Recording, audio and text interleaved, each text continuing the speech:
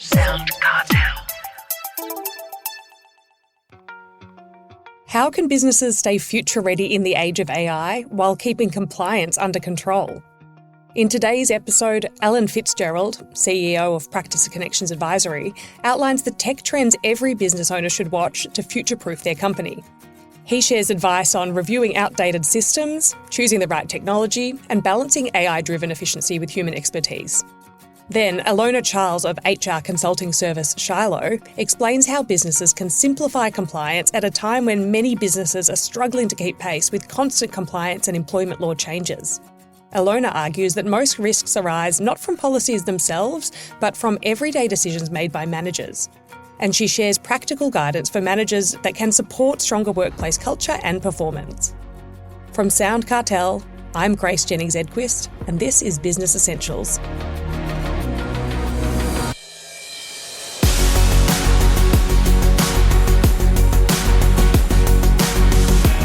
Our first guest is Alan FitzGerald, CEO of Practice Connections Advisory. As AI rapidly reshapes the way businesses operate, many firms are grappling with which technologies to embrace and which legacy systems may be holding them back. Alan FitzGerald says future-proofing a business is not just about adopting AI, but staying adaptable and open to change. He joins us to discuss how firms can modernise their systems, avoid becoming locked into outdated technology, and strike the right balance between automation and human expertise. The way that I look at things is that it is what firms have, but for me, it's about the opportunity that firms should take the time to step out of what they've been using on a day-to-day basis, so to get away from that core software. And the reason why I say that is we often hear the phrase, or you may have heard the phrase in the past, called drinking the Kool-Aid. And that's often related to, or interpreted as people who go to new versions of software, they go, oh, they've drunk the Kool-Aid, blah, blah, blah, blah.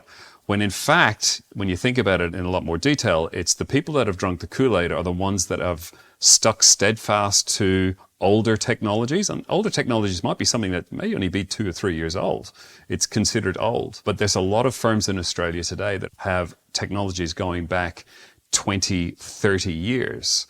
And so the drinking of the Kool-Aid, in my view, is more about those firms that are going, we're resolutely sticking with our vendor because we're a vendor-led decision firm, when in fact their loyalty to the vendors is not in fact reciprocated by the vendors to them. That is fascinating. All right, so this brings me to my next question, which is how can a business decide which technologies they can afford to skip, at least for now, or perhaps which technologies might they consider giving up? Yeah, well, the opportunity in the age of AI is that for a lot of the newer softwares, and these are softwares that have been created, say, in the last, let's pick 5 years as an example, is that for the most part, they have all gone back to starting with a clean slate and have reimagined or looked at the process and reinterpreted what the process should be in order for them to create the software from go to woe. Now, the advantage of that is that you have a fresh mindset that are creating those particular tools.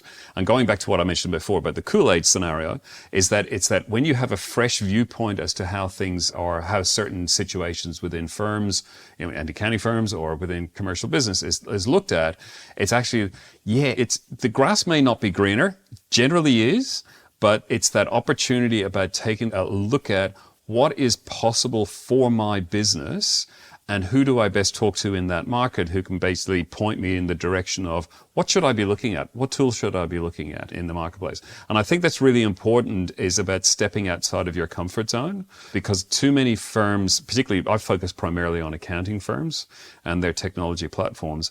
I had one a couple of weeks ago. They said, okay, we're going to do a complete technology change, but under no circumstances are we going to change those elements. It's like, it doesn't work that way.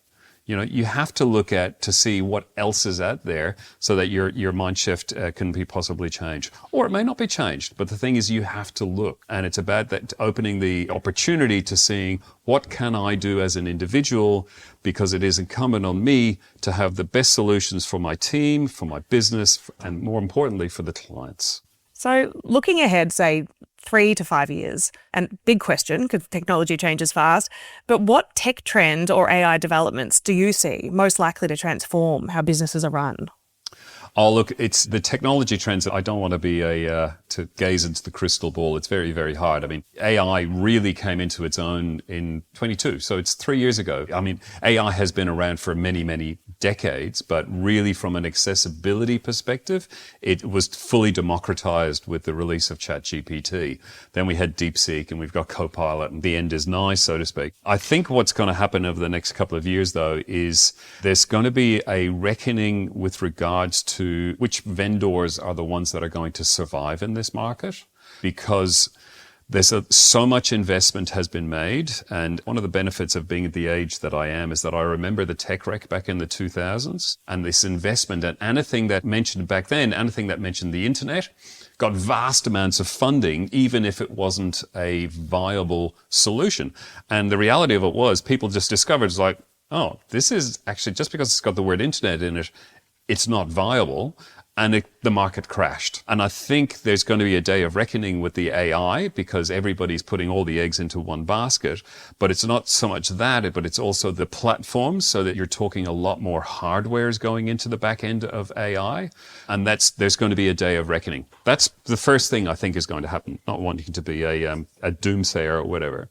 The advantage of what happens in those scenarios is suddenly we have all of these platforms that have got an immense amount of capability and availability that will suddenly drop that price that you're currently paying. You might be paying $200 a month for AI. That's going to drop down to about $1, maybe less, because they're going to be desperate to have anybody using the systems. So what's going to happen is that there's going to be a reckoning not only with the usage of the AI tools, and they're not going to go away, but there's also going to be, in my view, an absolute train wreck of all of the vendors that are doing it, and only a handful of them will actually end up surviving. And so it's going to be really hard in the next couple of years to work out where that all lands. This is only blue skying, see what's going to happen, because it's going to be something that there's going to be a day of reckoning. It's going to crash the market. We're all screwed, basically. But it's out of the ashes of that will arise some phoenixes that will be beneficial. Hopefully, what will have happened is that not everybody will have put, particularly in accounting firms, put all their eggs in one basket and sacked all of their staff and taken no juniors in, and et cetera, because there is actually a massive opportunity within the accounting market to provide those personalized services back to their clients. So AI is becoming more accessible, but many business owners don't quite trust it yet. What is the right balance between human expertise and AI-driven automation in a professional services business today? Yeah, look, I use the analogy of Sir Richard Branson. And so the reason why I used him recently in a presentation, Sir Richard Branson is dyslexic, okay? Not many people know that, but from a fascinating perspective is that he started his first business at about 15 or 16, the real creation of the Virgin Empire. It was only in his early 50s did he actually understand the difference between gross and net profit, right? But he created massive worldwide businesses, massive opportunities, massive businesses, pays huge amounts of tax, et cetera, all around the world, but doesn't know the fundamental building blocks of business, which is the gross and net profit. I know that accounting firms have got a lot of those clients as well. Not necessarily the Richard Branson style, but a lot of people who have got great ideas, who want to put those ideas into action, but need an accountant to help them on the journey to enable them to go, am I going to run out of money? Do I have enough money in the bank? How do I pay my team? Et cetera. And I think that is the opportunity from a professional services perspective, is the client lifecycle management. It's the cradle to grave, the womb to tomb, that whole management of where the business is going and how best to manage that. And so one of the things that I talk about accountants being is about being custodians of their clients' hopes and dreams, right? So an individual comes to an accountant and goes, I have got an amazing idea, good idea how to put it into action, but what I want you to do is to keep me out of jail and keep me out of the newspapers and help me on that particular journey going through. And the accountant then manages that relationship with the client. And every firm has clients that are like that. We call them the ideal client, because They know that this person is heavily invested not only in what the accounting firm is doing, but also that the accountant is invested in the direction that this client and or individual is going. And so they work harmoniously together. It's the yin and yang, basically, to make a success of that business. Now, not every business will succeed, but by Jove, the ones that work in that particular manner, they're the ones that are going to succeed. And to me, you cannot get away by putting the career of an accountant, which might stretch, argument's sake, 20, 30 years. You can't replace that with a graduate who comes out using a whole pile of AI tools, offering advisory services. You need that lived experience. And that's where I think the opportunity is in the age of AI, absolutely, to shorten some of the deliverable cycles and so forth. But the opportunity is that one-on-one engagement. I'm going to just move to the last question, which is, you've seen the tech journeys of many practices. So what differentiates firms that successfully modernise and keep up with tech developments and so on from those that struggle or stagnate? Look, I think it goes back to the point I made earlier on, which is about the Kool-Aid scenario. And I know that's very Jim Jones and Jonestown Massacre and all that sort of things. But the reality of it is that accounting firms are interesting beasts, for want of a better description. They tend to be very loyal to both their clients and to the vendors that support them. And assuming the software doesn't let them down, or assuming that the relationship doesn't break down, and there's been a lot of relationship breakdowns recently, they'll just stick with the software. It doesn't necessarily have to do all the whiz-bang things. So long as they can get the work out the door, the bill's out, and the client pays them, they're very difficult. It's kind of the analogy that I use is that I've seen continents drift faster than accounting firms change their technology platforms. Because when you have something that works and let's assume you're making $1 million, let's assume 30% of that is gross profit. Yep, it's kind of like, why do I have to change system if the systems are effectively working?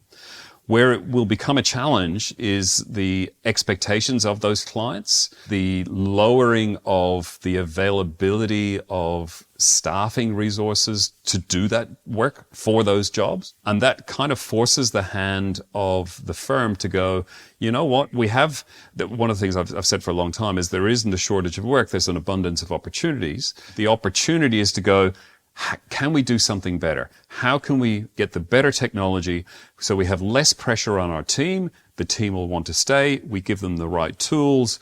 And then we also then retain the clients that we most dearly want to work with, or identify the ones that we want to work with and pass the other ones that we don't on to other firms.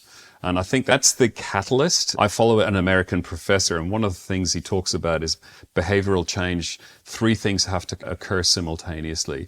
You have to have the ability to make the change. You have to have the motivation to make the change. And you also have to have a trigger event. Now, those things can happen in any particular order, but they all have to happen simultaneously or nothing will change. So there's always a trigger event in these scenarios, which might be the fees are going up, or the relationships is broken down, or the software doesn't work. But that's the opportunity, is understanding where do I sit in the trigger, motivation, ability trident, and what element is going to drive me to review what I've got next. Because most firms, unfortunately, they're really cutting their nose off to spite their face by not looking at what technologies are available out there to assist their practice grow and continue to attract and retain staff. That was Alan FitzGerald, CEO of Practice Connections Advisory. If you're building a business, your reputation is everything, and a podcast can help build trust at scale and turn your expertise into authority.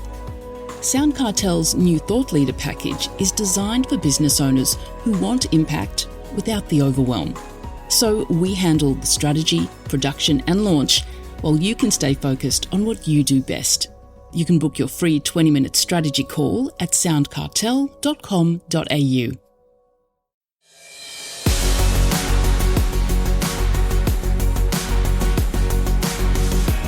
Employment laws are always evolving, with changing legislation a constant challenge. For many businesses, compliance can feel like a moving target. And given the excitement and panic around AI, it's no wonder that Deloitte found in November 2025 that only 41% of organisations feel ready to manage regulatory change effectively. But according to Ilona Charles, CEO and co-founder of HR consulting services Shilo, the biggest risks aren't always in the policies. They're in how managers interpret and apply them. So Nicole Goodman asked Ilona, where are organisations most exposed when it comes to compliance right now? Across the board from a compliance perspective, I think it's really challenging for businesses to stay across all of the regulations and changes that are constantly occurring. There's a lot of commentary in the media around over-regulation and over-compliance at the moment, and I think that's the challenge for businesses, is just staying on top of everything. I mean, you mentioned the right to disconnect, but there's been lots of other employment law changes over the last 12 to 18 months. I'm not even across all of them, but there's a lot. Now, some may impact companies, some may not, but you still need to be across them to know whether they have an impact. I think the other thing is that a lot of businesses may rely on the policies they already have written down and in place, but those policies are only as good as the sort of paper they're written on. They may be compliant, they may not be if they haven't been reviewed or refreshed. And then there's so many new things like AI, for example, that you mentioned. Probably a growing blind spot, I think, from a risk perspective for businesses, just in terms of how people are already using it, what guidance is in place or lack of, and issues around risk, around privacy, bias, decision-making, all of those things. So I think that gap between what the law is sort of saying and the detail of the law and the regulations versus what's actually happening in practice is probably getting larger at the moment, I suspect, for most small business. One of the things you've said, Ilona, is that most compliance issues sit with managers, not really policies. Why is that? Well, the reality is that the managers are the one actually making the decisions. The policy can't make the decision for them. So in my experience, most compliance issues arise from everyday sort of situations where the manager perhaps has done something that they think is reasonable but perhaps isn't reasonable. It's probably in the policy, but do they even look at the policies? It might be simple things like sending messages after hours, which they think is fairly innocent, or approving overtime, or how the feedback's given. Could be a whole range of things.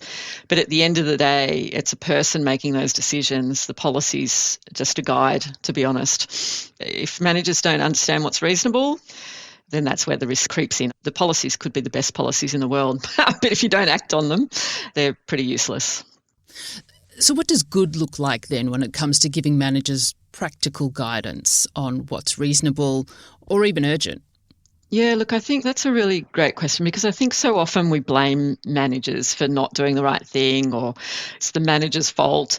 But if no one's taken the time to tell them how to do their job or give them the support they need, or what looks good and what doesn't look good, then they're just going on their own experience or perhaps what they've seen in other organisations as well. And that's generally how we work. That's generally, as individuals, how we work out what good leaders are and what good leaders are not, just based on what we've seen ourselves.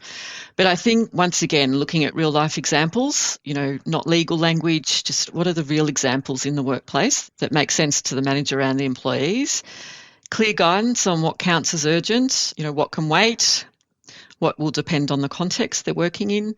Talking through some scenarios with managers face to face, not sort of outlier type conversations, what's the norm?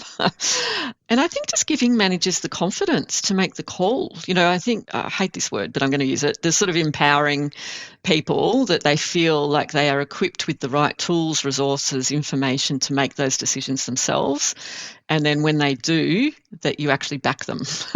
And if they don't get it right, then what are you doing to sort of help them get it right next time? Given the amounts of regulation change and laws that are constantly coming in, how then can businesses stay on top of all the compliance without becoming reactive or overwhelming? Yeah, I think it is hard to stay on top of it all, and there's a couple of things. I think try and treat compliance as something that is ongoing throughout the year, instead of just doing a one big hit once a year, which then does feel extremely overwhelming and can be costly if you end up getting external people in to help you do that. Whereas there are some services out there where you can actually subscribe to, regulation changes, and they'll update you and send you if you wanted to go that far. But otherwise, I think just staying on top of the media is pretty good at telling you where the changes are around regs. So just stay informed, regular check-ins, refresh the policies. If you've got policies, rather than rewriting the whole thing from scratch. Often they'll just need a tweak here and there. Small regular updates are far easier to stay on top of than, one big hit, once a year or once every 2 years. It also puts you at risk if you're only doing it once a year, that you're missing things along the way. Because unfortunately, new regulations don't come out on one date every year. They spread out regularly. Would be helpful if they did, but you're right, yeah. Yeah, exactly, right. Exactly. But I think you can also, compliance is often seen as a burden and a chore, and I get that. I think it can be often overcomplicated and is difficult for businesses to stay up on top of. But I think if you shift the mindset a little bit as well, it can actually help you and help provide clarity within your organisation, which actually has some positive effects on the culture too. So I think if you do one big bang once a year, then the employees will just see it as a compliance exercise. Whereas you build it into your systems and processes, it can help you build better performance. People are clear about their expectations, what's expected of them in core hours, so it just gives that clarity to people.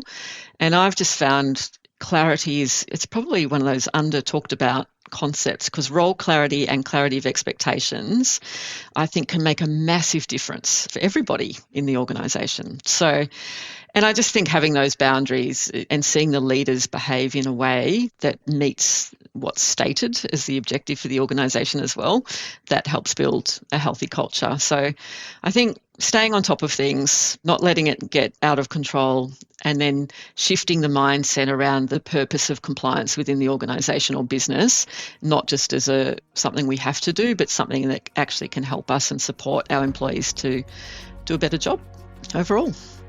That was Ilona Charles, CEO and co-founder of HR consulting services Shilo.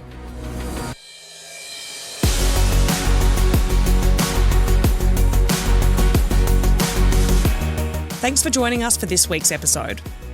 Follow Business Essentials podcast across social media and head to businessessentialspodcast.au for more. Business Essentials is a Sound Cartel podcast.